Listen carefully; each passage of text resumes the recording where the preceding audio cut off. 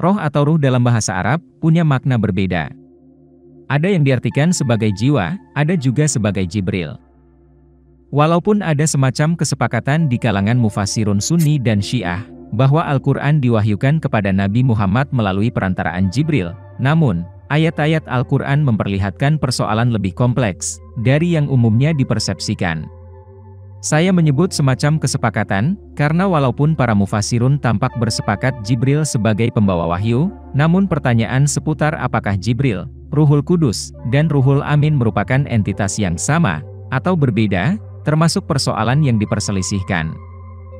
Nama Jibril di dalam Al-Quran secara teks atau literal, ternyata disebut cuma 3 kali.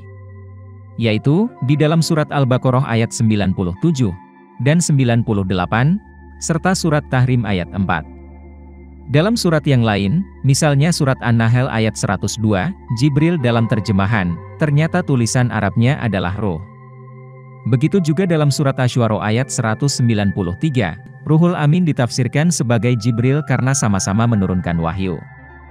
Tapi kok bisa jauh berbeda? Atau mungkin ada hubungan antara jiwa dengan Jibril?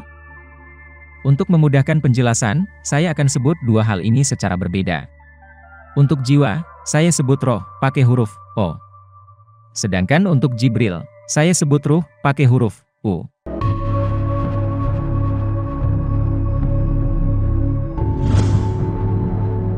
Roh adalah jiwa partikular yang melekat pada materi, yang menyebabkan seseorang menjadi hidup, dan berkesadaran sebagai manusia. Roh ini adalah gelombang energi, kekuatan atau spirit dasar yang membuat manusia mampu bergerak, mencerap pengetahuan rasional, serta berkomunikasi dengan sesama manusia di alam manusia. Secara etimologis, roh itu sendiri artinya angin, atau arya, sesuatu yang ditiup atau bergerak. Semua orang menjadi hidup atau bergerak secara alamiah, setelah mendapat tiupan roh. Artinya, roh ini sifatnya given atau diberikan, merupakan sebuah gerak substansial yang muncul secara alami pada jasad biologis. Ia terus bergerak, semacam punya tujuan. Potensinya terus aktual dan menyempurna seiring gerak perubahan, pertumbuhan, dan perkembangan dari wujud materi awal sampai menjadi sosok manusia. Secara umum, materi yang memiliki roh ini, akan terus bergerak atau berevolusi dari satu wujud ke wujud lain. Yaitu dari mineral, lalu tumbuhan, kemudian hewan, yang akhirnya menjadi manusia. Manusia memang tumbuh dari bentuk materi awal, mulai dari atom-atom sederhana, lalu menjadi mineral statis yang kasat mata, tumbuh menjadi sperma yang 100% mirip kecebong, sampai sempurna berkembang dalam wujud manusia. Artinya, kita ini pada awalnya memang binatang. Sebelumnya lagi, ada dalam kualitas mineral pada tumbuhan yang geraknya statis. Lebih awal lagi, kita ini hanya kumpulan atom yang terkesan sederhana.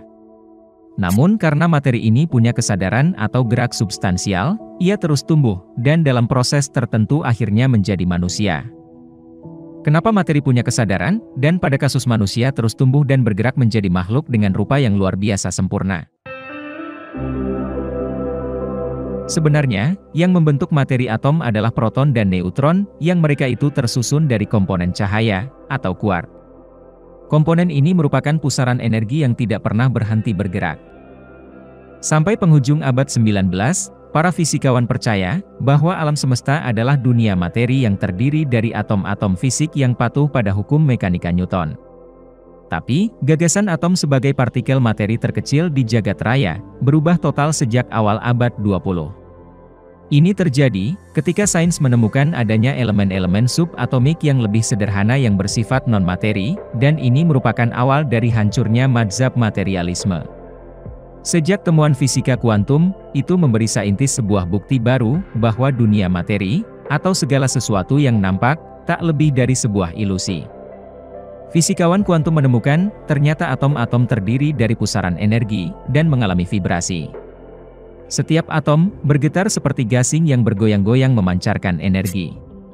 Pusar energi yang sangat kecil dan tak kasat mata ini, disebut kuark dan proton, yang secara kolektif membentuk atom. Jika dipantau dari kejauhan, atom terlihat bulat seperti kelereng. Tetapi jika fokus mikroskopis diperdekat, wujud atom menjadi lebih samar dan buram. Ketika semakin dekat, wujudnya total hilang. Tidak terlihat apa-apa lagi. Adalah fakta ilmiah, Ketika kita berfokus ke seluruh struktur atom, kita akan menemukan kehampaan fisik, atau physical void. Atom tidak punya struktur fisik. Atom itu ilusi. Artinya, substansi material atau materi yang ada di alam raya ini, tercipta dari kekosongan, atau kegaiban. Atom tercipta dari energi yang tidak kasat mata, bukan materi yang bisa dicerap panca indera. Jadi, manusia pada wujud esensialnya, adalah cahaya, alias gerak substansial, pusaran energi, atau roh. Kenyataannya, semua materi di alam semesta terbentuk dari roh, quark, atau cahaya yang hidup dan terus berputar dalam bentuk gerak tawaf. Maulana Rumi, membahasakan pengalaman aktualnya potensi roh hingga memiliki wujud manusia dengan kalimat, "Aku mati dari mineral, dan menjadi tumbuhan. Aku mati dari tumbuhan, kemudian menjadi hewan. Aku mati dari hewan, kemudian menjadi manusia." Jadi kesimpulannya, kita ini memang roh yang menampakkan dirinya dalam rupa manusia. Kita ini sebenarnya makhluk non-materi yang mewujud dalam dimensi materi. Substansi dasar kita adalah cahaya, jiwa, roh yang hidup, roh alami, atau sebuah potensi yang geraknya telah mengaktualkan kehidupan materi. Lalu apa bedanya dengan ruh yang sering ditafsirkan dengan Jibril? Berbeda dengan roh. Ruh adalah Jibril, yaitu jiwa universal, beserta kekuatan dan gelombang malakut lainnya. Ini juga sebuah potensi yang dapat dicapai manusia. Hanya saja, butuh proses dan kesadaran lebih lanjut dari roh untuk sampai ke makom ruh. Sebab, ruh bukanlah sesuatu yang terbentuk atau diperoleh dalam sebuah proses alami, melainkan harus diperjuangkan kehadiran wujudnya, atau ikhtiari. Butuh mujahadah besar untuk menjadi manusia dalam wujud ruh. Ceritanya begini, manusia itu adalah wujud yang terus bergerak mencari Tuhan. Sebab, secara fitrah kita punya gerak substansial untuk mencari wujud yang maha sempurna. Dalam diri kita, sejak dalam bentuk materi dasar, itu sudah ada roh yang merupakan bagian dari kesadaran awal akan ketuhanan. Alastu birobbikum. Bukankah aku ini Tuhanmu? Ruh menjawab, Qalu bala syahidna, benar, engkau adalah Tuhan kami. Surat Al-A'raf 172 ini, menggambarkan kesadaran ketuhanan dari roh yang akan terus menjalani fase material. Dan roh ini terus berkembang menjadi dewasa, seiring gerak pertumbuhan materi atau jasad manusia. Roh sederhana inilah, yang membuat kita mampu berpikir, atau punya intuisi, bahwa Tuhan itu ada. Namun, roh ini punya kelemahan. Ia hanya tercipta untuk berinteraksi dengan alam makhluk. Ia memang punya kesadaran bahwa Tuhan itu ada, namun ia tidak punya kekuatan untuk kembali kepada Tuhannya. Karena itulah, roh ini disebut sebagai dimensi ketuhanan yang terpenjara dalam materialitas manusia. Padahal, ia punya kerinduan untuk berjumpa Tuhannya. Namun ia tidak berdaya. Sehingga, diperlukan kekuatan pembebas lainnya, untuk membuat roh ini mampu bergerak lebih lanjut guna bertemu dengan gelombang ruh yang lebih tinggi, atau disebut Jibril, sehingga dapat terkoneksi dengan Tuhannya. Jadi, roh itu gelombang lemah, yang tidak mampu berinteraksi atau terkoneksi lagi dengan Tuhan, dan tergantung-gantung di antara langit dan bumi. Itulah kita, wujud dari roh yang impoten. Makanya jangan terlalu ria, seolah-olah mampu secara langsung berhubungan dengan Allah. Tidak bisa. Keberadaan roh alamiah kita, tidak punya kemampuan sama sekali untuk berkomunikasi dengan Tuhan, apalagi lisan kita. Itulah mengapa, doa sering tertolak, tidak sampai kepada Allah. Kecuali lisan yang terkoneksi dengan ruh, itu melahirkan banyak mukjizat. Agar jiwa kita terhubung kembali dengan Allah, proses instalasi ruhani harus kita jalani lagi. Dalam hal ini, roh harus dikoneksikan dengan ruh, karena memang itu pasangannya. Sebab, keduanya dari unsur ketuhanan yang sama. Bedanya, roh adalah sisi pasif dari ketuhanan yang telah mengalami proses duniawisasi, terkungkung dalam dimensi materialitas kita, dan mengalami banyak dosa. Sedangkan ruh, adalah Jibril, utusan langsung dari sisi Allah, cahaya, atau gelombang aktif Allah. Maka, tahap pertama yang harus dilakukan dalam proses upgrade ruhani ini, adalah menemukan gelombang ruh yang lebih tinggi itu, untuk dijadikan sebagai wasilah, atau frekuensi untuk connecting dengan Allah. Usaha manusia untuk mengkoneksikan roh dengan ruh yang lebih tinggi, dengan gelombang kerasulan atau gelombang Jibril, disebut mujahadah spiritual, atau tazkiyatun nafs. Melalui metode riadoh tertentu, gelombang ruh yang tinggi ini bisa ditangkap. Para nabi melakukan proses ini. Setelah menemukan gelombang ruhnya, roh mereka menjadi sangat kreatif. Kalam Tuhan, wahyu, atau ilham, yaitu pengetahuan suprarasional, terus bermunculan. Pembicaraan Tuhan sudah bisa didengar, karena gelombangnya sudah sama. Sudah bertemu roh dengan roh. Hubungan dengan Allah, sudah bersifat live, atau langsung. Kita ambil contoh seorang nabi, yaitu Muhammad, termasuk salah satu manusia biasa, atau bashar, yang sangat intensif mengasah potensi rohnya untuk terhubung dengan al-ruh. Selama bermalam-malam, dan berulang-ulang, dalam hitungan bulan bahkan tahun, sejak usia muda, ia intensif menjalani ritual misterius. Entah dari mana ia mempelajarinya, atau siapa yang mengajarinya. Tak pernah dikisahkan siapa gurunya.